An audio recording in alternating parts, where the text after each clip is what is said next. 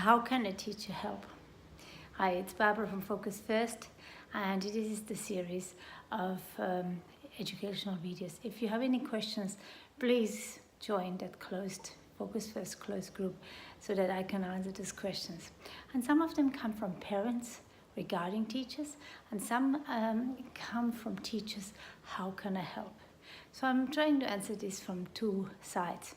If you're a parent and you want your teacher to understand that your child isn't broken, that your child isn't stupid, and it is really important that they, first of all, see them that way, but also treat them that way, that is depends on the teacher. For some, it is just overwhelming being a teacher. It is overwhelming having 30 plus children with all different types of needs and different types of learning styles to look after on top of all the bureaucracy that is piling up. So it is probably a bit tough to ask a teacher to take on the role of a support person. But what I always ask a teacher is, please educate yourself enough to know that these are geniuses. These are not people who are stupid or that you just have to pull them through the years and they will never end up being anything but a laborer. These are far more, there's far more potential in those children.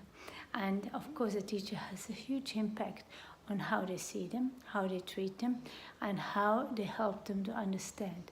And when the struggling child, has been identified as someone who is maybe dyslexic or more visual as a learner, tactile, these approaches are somehow really important to apply, because once a child can learn three-dimensionally, taking in math something in plasticine or in blocks rather than writing it down.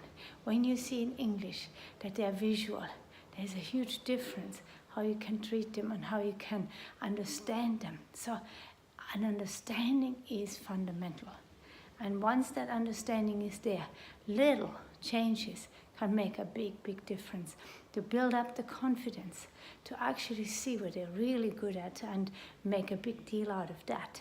And also then help them to find that little key or that little enable them to find that nugget in themselves and where they're good at, use that as a foundation to build on more literacy, more numeracy.